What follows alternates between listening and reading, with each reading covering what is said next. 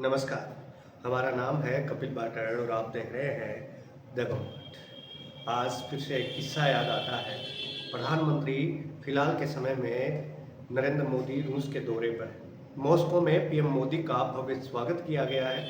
रूस के deputy PM Dennis मांत्रुरोव ने खुद एयरपोर्ट पर उनकी आगवानी की। गार्ड ऑफ ऑनर के बाद पीएम को छोड़ने होटल गए। ये थी अब वर्तमान की कहानी। पहली बार भारत आए सोवियत रूस के चीफ तो एक टेंशन में आ गया था विदेश मंत्रालय। ये कैसे हुआ, क्या हुआ, ये हम बात करते हैं। नेहरू के ज़माने की बात है, 1955 के समय की बात है। उससे पहले वर्तमान पर चलते हैं। प्रधानमंत्री नरेंद्र मोदी रूस के दौरे पर हैं और उन्हें गार्ड ऑफ ऑनर देकर पीएम को होटल ले गए हैं। इसके बाद रूसी राष्ट्रपति व्लादिमीर पुतिन औपचारिक चर्चा से पहले पीएम मोदी से बहुत ही गर्मजोशी से मिले। भारत और रूस की दोस्ती दशकों पुरानी है। रूस से पहले सोवियत यूनियन के साथ भी भारत के बहुत अच्छे संबंध रहे हैं। साल 1955 में सोवियत यूनियन के जनरल सेक्रेटरी खुश्चेव पहली बार यूएसएसआर से बाहर किसी एशियाई देश की यात्रा पर गए और वो देश था भारत। वरिष्ठ पत्रकार और लेखक कल्लोल भट्टाचार्य जी हॉर्पर कॉलिंस से प्रकाशित अपनी नई किताब नेहरूज फर्स्ट रिक्रूट्स में लिखते हैं कि जून 1955 में तत्कालीन प्रधानमंत्री जवाहरलाल नेहरू पहली बार सोवियत यूनियन की यात्रा पर गए।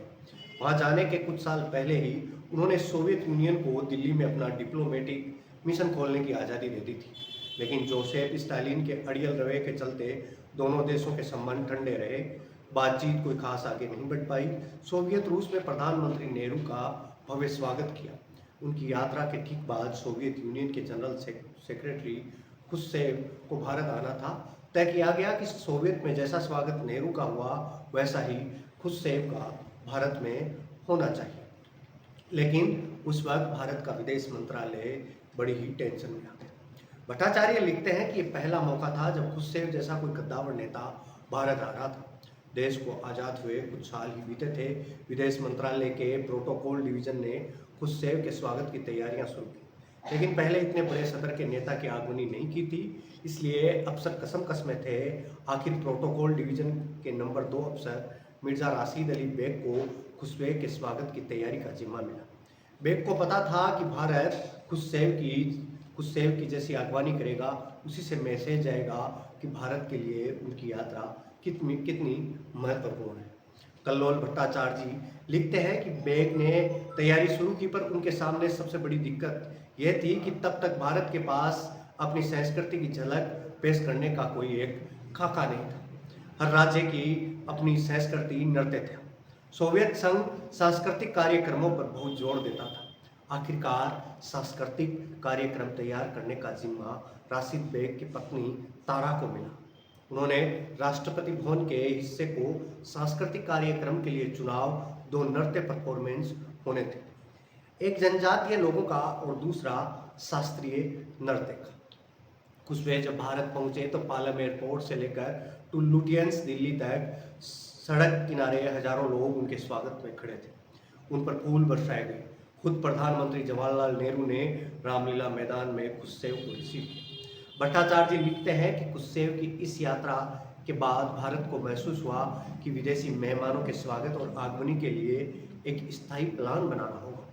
विदेश मंत्रालय के प्रोटोकॉल डिवीजन ने पीडब्ल्यूडी डिपार्टमेंट से सैकड़ों मार्की, सोफा, कुर्सियां जैसी चीज़ें परचेज करवाई ताकि एयरपोर्ट पर वेलकम सेरेमनी की जा सके।